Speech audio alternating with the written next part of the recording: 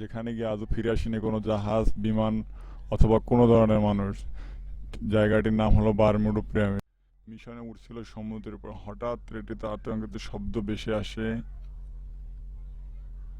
আমাদের কম্পাস কাজ করছে না, সবকিছু অদ্ভুত লাগছিল। আমরা জানি না আমরা কোথায় আছি।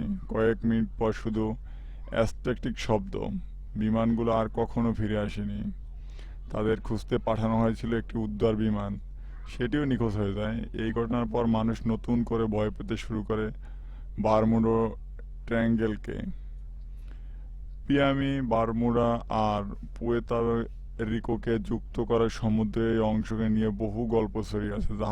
জাহাজ হঠাৎ উধাও হয়ে যায়, বিমান যোগাযোগ হারিয়ে ফেলে, কম্পাস অস্বাভাবিক আচরণ।